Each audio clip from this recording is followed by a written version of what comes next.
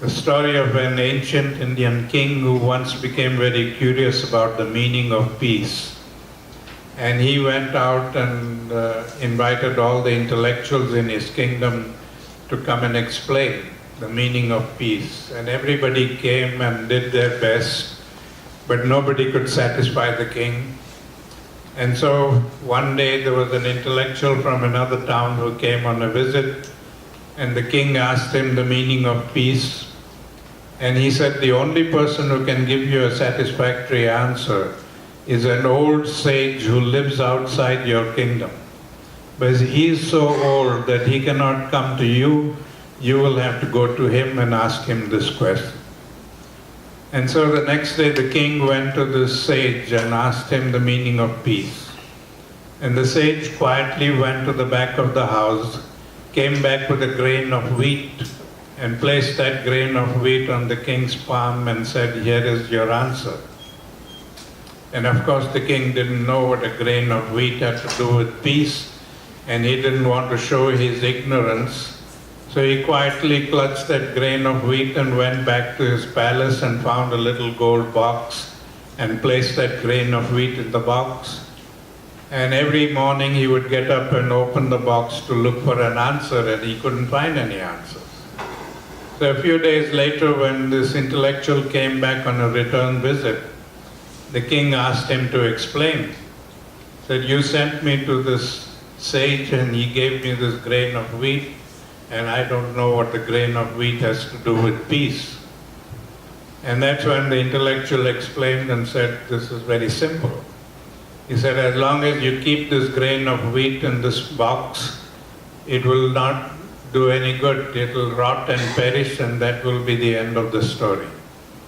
But if you had planted this grain of wheat in the soil outside and let it interact with all the elements, it would sprout and grow, and very soon you could have a whole field of wheat. And that is the meaning of peace. If somebody has found peace and if they keep it locked up in their hearts for their own good, it will perish with them. But if they let it interact with all the elements, it would sprout and grow, and very soon we could have a whole field of peacemakers. So I have come here today to give you that grain of wheat that I got from my grandfather, and I hope that you won't let it rot and perish, but let it interact with all the elements so that we can all become useful peacemakers.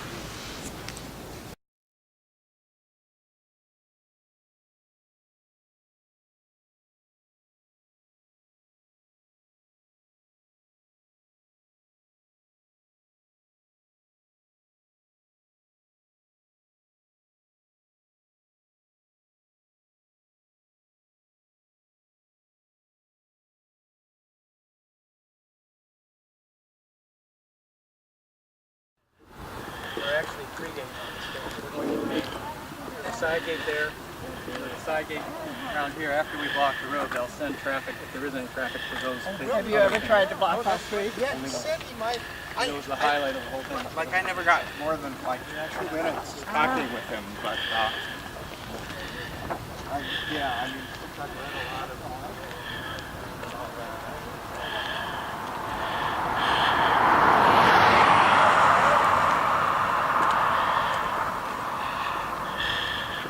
Charlie, I need help with this camera business.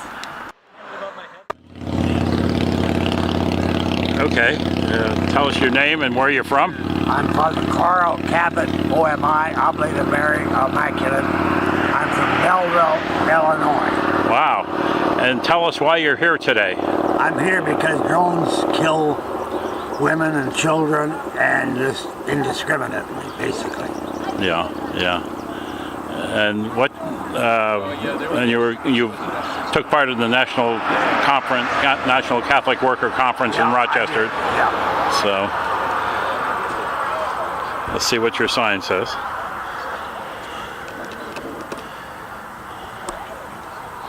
All right. Well, thank you. Okay. So. I usually hold one. Yeah. Okay. So tell us your name and why you're here.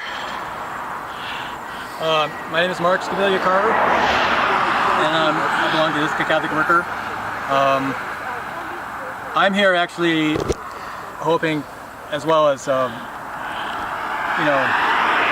a message to people going in the base. I want to give a message to the Bishop of Syracuse, who provides this base with a Catholic chaplain, who supports U.S. wars, supports the drone bombings, has not forbidden it for Catholics in the Diocese of Rochester. He supplies, he lets a priest have permission to supply this base with a Catholic chaplain. And today, because this base operates 24/7, I think, it's quite possible that one of the operators of a drone at this base could be responsible for the killing of a woman and her unborn child in Afghanistan, Pakistan. And so I want to tell them that there's no one who can claim to be pro-life while they support U.S. wars and the Catholics in the military who conduct these wars. Since mass abortions are the inevitable consequence of our modern wars. And certainly we would have to admit that thousands of women and their unborn children have been killed in our wars since '91 at least, and way back. It's impossible to separate the issues of war and abortion, but the bishops, almost with only one exception, of bishops who are ordinaries, that is, leaders of their dioceses, have all tried to do that. Thank you. Thanks.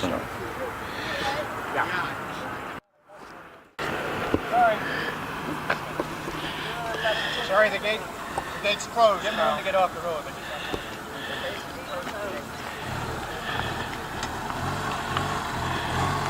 I'll send you around.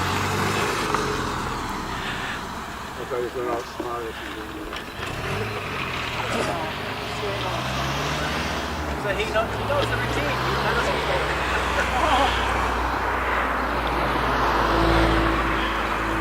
We're going to spread out, or the other people? Well, if we've got enough folks, we can Spread out. Yeah, let's spread out a little. Spread out. not too much. We want to make sure we need to move to the left a little bit. Hello, Harry. Look this way for a second. Thank you. Oh, you are all a beautiful sight, aren't we? Okay. Would you like to do an interview? Pardon? Rosa, would you like to do an interview? Who am I interviewing for? I mean, where's it going to be? It's going to be on the Western New York Peace Center website. Charlie's. I'll vouch for them. She's the interviewer. Usually, she's not used to the positions. He recorded 2 hours of me yesterday. Well, you come to Rochester, we turn the tables on you. So, so what's your name and why are you here today? Yeah. I'm Rosalie Regal. Gosh, I'm an aging Catholic worker.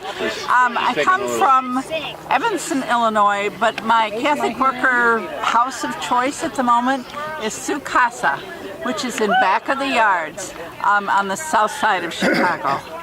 And, you know, the reason Su Casa exists is because of U.S. militarism, basically in the southern hemisphere.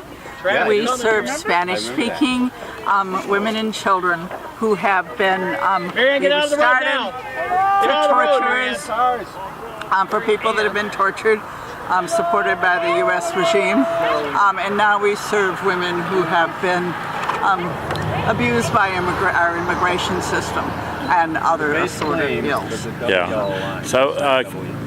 So you're standing in front of Hancock Field here, the drone base, New York Air National Guard. So why are you standing in front of the drone base here? As Catholic workers, first of all, we're pacifists. We're against war in any form. But the big reason I'm resisting the drones is that the drones kill and separate families and cause terrorism across the United States. I think the drones are maybe the second most insidious form of our warfare. I think the threat of nuclear Armageddon is probably a little bit worse because that's at the bottom of everything. That's the taproot of violence. But this fighting drone wars is just, it's unjust, it's unmerciful, and it separates families. And our Su Casa Catholic worker is very family-oriented. We believe that families, mothers and children should be together. We don't think children should be killed by drones. And can you say something about the relationship of our droning program to our creating immigrants to go to other countries? Can you mention something about that? Or? I think that our drone program is one of the biggest creators of people who become terrorists and mount attacks on other people because they become convinced that the U.S. is ruining their countries, particularly in the Middle East, Pakistan, countries that we're not supposed to be at war with, but we are bombing with drones. And so I think the drone program creates terrorism, creates fear in primarily Muslim populations. Yeah. And it's that kind of thing that fuels a lot of unrest in the Middle East. We don't suffer from it. How we suffer is that our tax dollars go to supporting our military and they don't help us with our own families and our own children and our own schools and our own superstructure in the States. Yeah. So we suffer not from actually being killed by drones, but by having tax dollars diverted to our military. Yeah. And, you know, Catholic workers just see the connections between the people on the street and the drone program. Okay. Yeah, well, thank you very much for your time, and thank you for being here.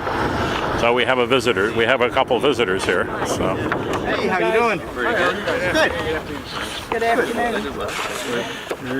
Well, you guys actually have the right to protest and everything. You guys know that once you come across on this side, you're on our property. Okay. Like I said, Mr. Kinane knows. Let you guys know, this is your warning. You guys, I heard somebody say when I was walking up. Okay, this is the warning, or? Well, outside agency will be coming, so they're probably gonna give you a warning as well. Okay. So The warning has not happened. So, I'm letting you guys know that once you guys come across even farther, then you guys will be detained. Okay, but I'm okay here. You're okay until outside agency comes and tell you something different. okay. Thank you. Alrighty. Okay, thanks. And my name's Harry. Tim Reinhardt. Tim? No relation to Chief Reinhardt. So, I know what all you guys are going to ask. Nepotism in the military? Nepotism in the military? Oh, yeah. So many Smiths and so many Andersons. Okay. Thank you. You're welcome, sir. So. Oh, so what was I telling you about? Oh, You were talking about Diana. So I and had okay, two so older they sisters said no. who were quite sophisticated. And, I mean, the families was very old, much older than the monarch Yes, family. and they were friends with George Genuine. Washington's family. I didn't Oh, know is that. that right? Mark, would you like to do an interview? Okay, ask me a question. Okay. See what I can do. What's your name and where are you from and why are you here? I'm Mark Kelso. I'm from the Las Vegas Catholic Worker. I came here to be part of the national gathering this weekend, and I'm here to help protest against the drones being operated out of this air base. Thank you. Thank you. And Proud to be here with these people from New York protesting drones. yeah, well, thank you. Yep. And do you have a drone base near Las Vegas? Can you say something about the creech? We do this there too. We go out there.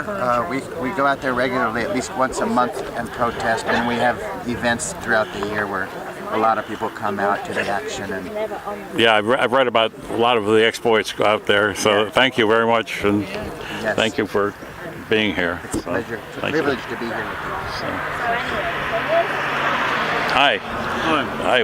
Would you like to do a short one? So, what's your name and why are you here? And I'm Phil Runkle. I'm the archivist for Dorothy Day and the Catholic Worker Movement at Marquette University in Milwaukee, Wisconsin. I've been involved in the campaign against weaponized drones for a number of years now.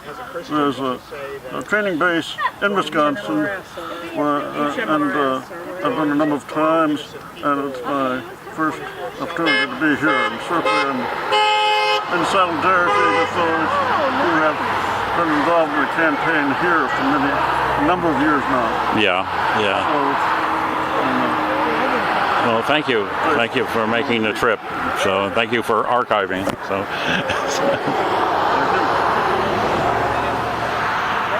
And here we have no stranger to Hancock Field. So what's your name and why are you here?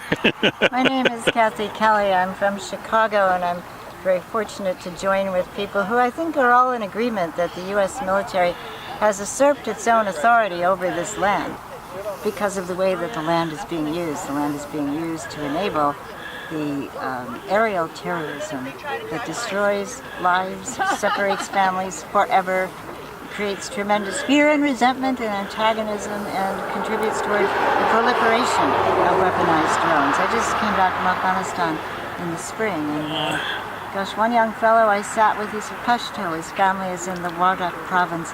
I said, tell me how your family are. He said, they said the aerial attacks are so frequent and so many that they can't find places to bury the dead. So these high-value targets, they're human beings like ourselves. Yeah, high number targets. Yeah, high value. Yeah, well, yeah. So thank you. Thanks, Charlie. Okay, so what's your name and where are you from and why are you here? I'm Maria Berg. I'm from Syracuse Catholic Worker in Chicago. And I'm here as a part of the National Catholic Worker Gathering to protest the Air Force Base here, particularly the drones, which destroy the environment and human life.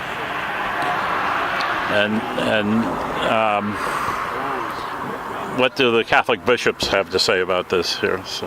The Catholic bishops have recently made a statement about wars being unjust, and so the sign highlights the fact that the life of Jesus would never have condoned, and in the Gospels, none of his actions would have condoned war. Yeah. Particularly not the war of drones. Yeah. Well, thank you for making the journey. So, safe journeys back. Thanks. So.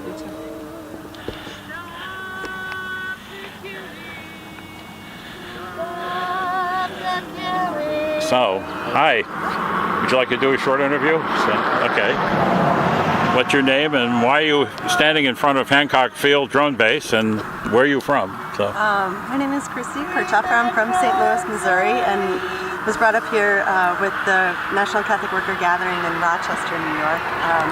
And then here in support of the resistance happening to the drone Air Force Base that's been happening for quite some time, and I feel that the resistance part is such a crucial part of the Catholic worker movement, and and we can find these mechanisms of war in all of our neighborhoods, and so here today, part of the larger picture of resisting the militarism of our country and the impact that it has among the poorest amongst us. Just what it does to all of our souls, and so trying to reclaim that and reclaim humanity here today. Well, thank you for reclaiming humanity. So. Thank you. Hi. Hi, how are you? Would you like to do a short?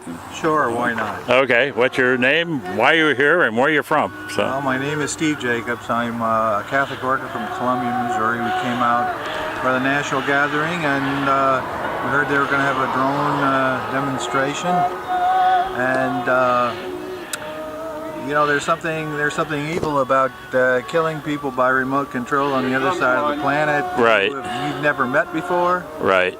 Somebody else higher up has decided that they're bad people and they must be killed, and so